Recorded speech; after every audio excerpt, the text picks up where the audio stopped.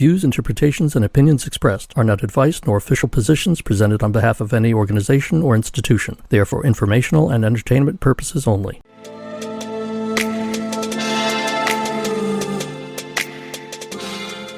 In this episode, Peter presents his belief system and discusses his Buddhist practice and understanding in comparison to Ryan's beliefs. Now, join Ryan and Peter for the Tracking Wisdom podcast.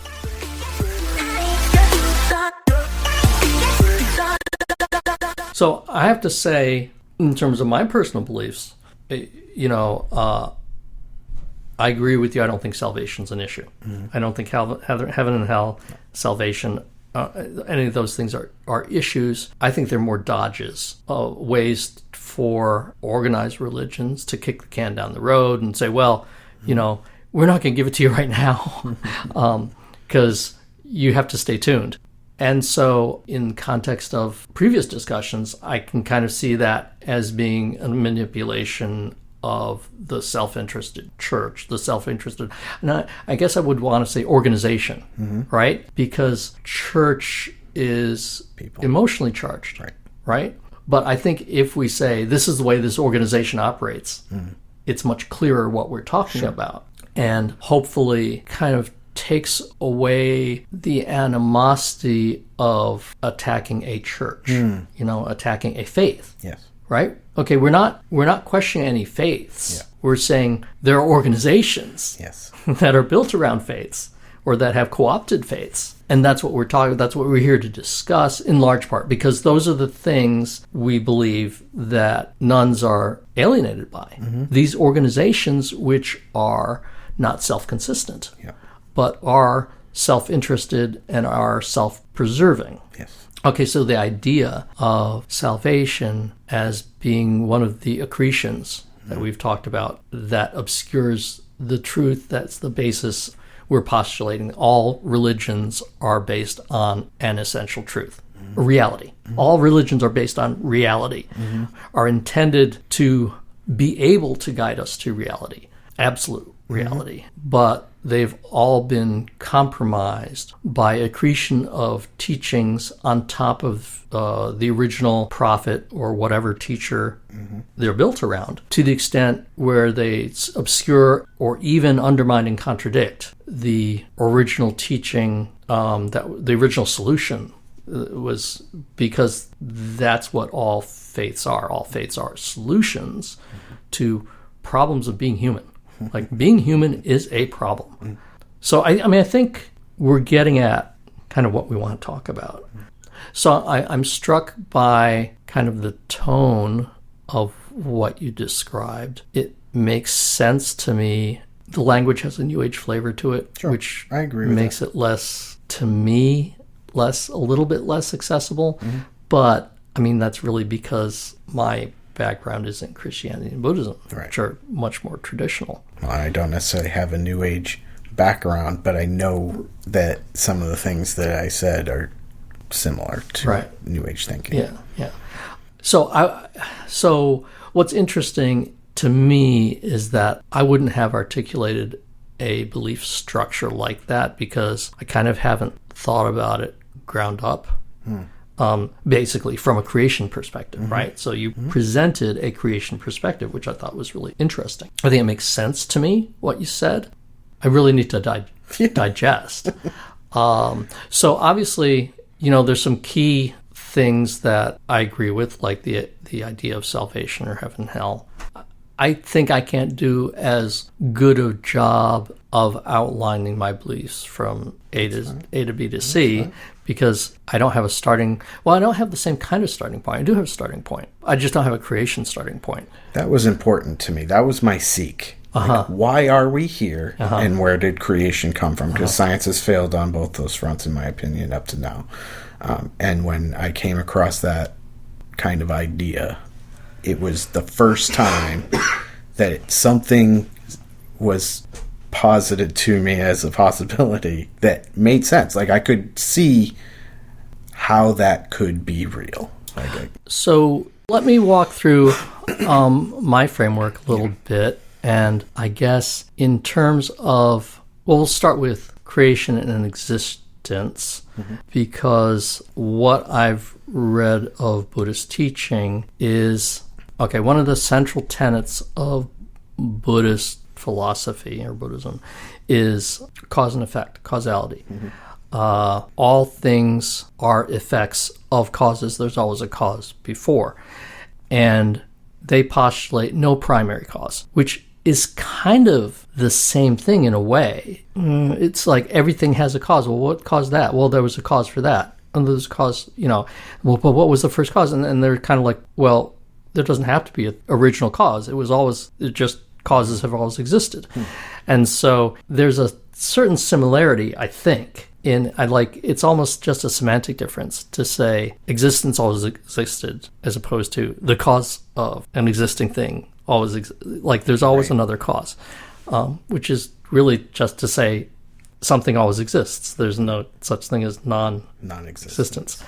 And that was all based on time, like an experience of time. So, okay, yes. So that's as much as I know about creation in a Buddhist sense. To me, though, the original question was not even why am I suffering? It wasn't like why am I suffering? Tell me why. It was just how do I stop suffering? That's really for me the original question, how do I stop suffering? And one of the great quotes attributed to Buddha is, I only teach suffering and the end of suffering. So people would ask him different things and he would disclaim and he would say, well, I know about that stuff, but I only teach suffering and the end of suffering. I'm not going to discuss I'm not going to discuss metaphysics with you. And so in the Buddhist tradition, I won't give you the whole origin of him personally, but he was shielded. I'll give you a little bit of background. He was a prince. He was shielded from suffering, and so he didn't become aware of suffering until relatively late in his life as a youth, when he inadvertently was able to observe people suffering because there's prophecies about what was going to happen. So his father sequestered him and said he'll never. I want him to be a great ruler of the earth and not a great prophet, not a religious leader. So those are the two opposing things. And so for that reason, he was sequestered. And for that reason, he was quite mature already before he became aware of old age and death, which is kind of hard to believe. But anyway, that's the tradition, right? And he was so appalled, he said, I have to understand this, and I won't rest until I can understand why things are so bad. And so he went on a pilgrimage, essentially, and tried the available practices of the time. So he was very spiritually well-educated, basically, because he went out and he did everything. And so he grew up in excess. He grew up in pleasure and sensuality. And he ended in severe asceticism, where he, what do they call it, mortified the body or denied himself to the extent, to the approach of death. He very nearly died and was actually rescued by a young woman who came upon his emaciated body and force-fed him. Said, there's a variety of things, basically some kind of rice pudding, sweetened rice that he was able to get into his mouth and swallow and restore his strength. And then he basically had second thoughts about that pathway. And so that's why he realized the middle way. So the middle way is between the extremes of pleasure and self-mortification. And he became enlightened simply, and air quotes, simply by sitting meditation under a Bodhi tree, under a rubber tree, subsequently called the Bodhi tree because Bodhi means enlightenment, and air quotes, simply by sitting, understanding that although he, in that sitting session, and I don't remember the time frame, but it was fairly short. I don't think it was more than a couple of days, if that. He said, I'm going to sit until I'm not going to get up until I'm enlightened. And then he was relatively quickly enlightened, understanding that he had gone through this entire lifetime before that of exploration And in the tradition, many millions of lifetimes before that. So all the conditions were correct. So the cause and effect was established already. The cause wasn't, I'm going to sit in the tree now or under the tree now. So then he became enlightened. He experienced bliss and nirvana and said, oh, this is it. I'm done. I don't have to go any further. And he wasn't going to get up. And again, in the tradition, in the stories, I believe a deity came to him and said, well, you really have to teach. Like, you really just going to keep this to yourself? Because the story is that when he was enlightened, there was a thunderclap that reverberated through all the dimensions, and all beings in every realm rejoiced because there was a new Buddha. So it was a big deal. So even the gods were saying, hey, wow, like, we're not enlightened, but this guy on this, on this plane is enlightened. So he was encouraged to not just embrace his nirvana, right, and instead to teach. And so then his first, I just realized I'm telling this traditional story rather than telling my beliefs. But I'll get just one more piece to it. His first sermon was to his companions, who were the ascetics, who taught him to deny himself, and he exceeded them all. Like, he brought himself the closest to death. They did not get as close to death as he was. They were just kind of in this constant state of denial, but or of self-denial. And so he when he became enlightened, he said, I have to go and tell my friends. So those are the first disciples. And his first sermon was the Four Noble Truths. He said, this is what I know. I became enlightened. This is what I know. There is suffering. To live is to suffer. It's inherent to sentient beings to suffer. You have to understand this, number one. Number two, the truth of the cause of suffering. And the cause of suffering is attachment to desires of various types. And this is often misunderstood as wanting is the cause of suffering. No, wanting is not the cause of suffering. It's the attachment to the wanting, saying, I cannot be happy unless I have the thing I want. That's the cause of suffering. But just wanting something, saying, I want all beings to be enlightened, is not inherently suffering. Right. It's, I'm going to be miserable until all beings are enlightened. That's suffering, because okay. So suffering, cause of suffering, cessation of suffering, very simple, but it's that all beings do inherently suffer, but cessation of suffering is possible. So that's the third noble truth, cessation. And then the fourth noble truth is the Eightfold Path that he laid out, which is speech. It's right speech, right action, but you can just list 8 things. Speech, action, livelihood. Understanding. Number 1, understanding. 2, thought. Speech, action, livelihood, diligence, concentration, and mindfulness. And so basically, it's the attachment that causes suffering. And there are kind of 8 things that you can work on to undo your attachment.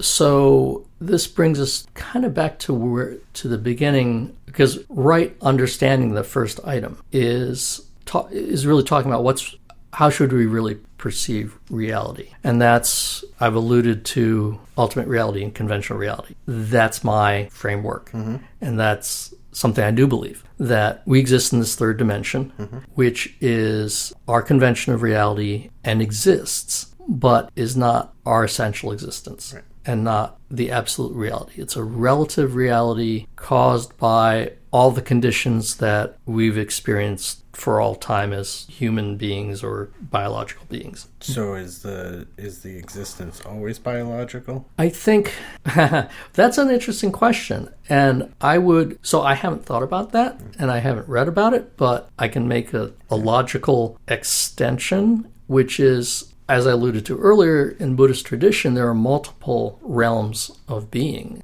So I would say, analogous to other dimensions of existence, with, one of the higher ones being the realm of deities. Okay. But in that tradition, even the deities are subject to suffering.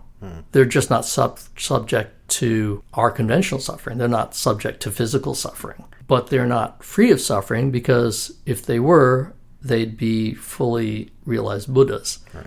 And again, in the tradition, when the Buddha became enlightened, the deities were not enlightened. Right. So, which suggests to me that the answer to your question is no, it's not always biological, right? But in terms of the way we conventionally experience things, that's what I meant. Because again, there's the idea of reincarnation, and there's the idea of sentient beings as being, not just people. So that's why I said biological.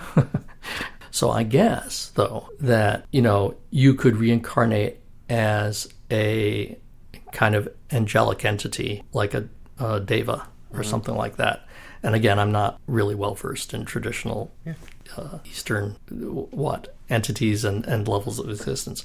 But anyway, there are multiple, they describe multiple levels of existence. So I do believe in the ultimate reality, as you described, as a unified energy, like a single field of existence that is uniform and that we are all connected to. In our current existence, we are inherently connected to this and can never be severed from it. Right. Although we are separated from it by this act of incarnation. In your framework, by the act of initial creation that separated us into this level of existence. So I'm completely aligned with that. And that it's this existence, the conditions of this existence, which cause us to be ignorant of the ultimate reality, which sets up a whole framework for our own suffering. So it's a whole, once we lack that understanding, then we start to suffer because we're no longer aware of our relationship to the ultimate. Thank you for listening to the Tracking Wisdom podcast. Join us next time as we continue the discussion. Don't forget to follow us on Facebook, Instagram, and YouTube, and visit www.eth-studio.com for more information and content.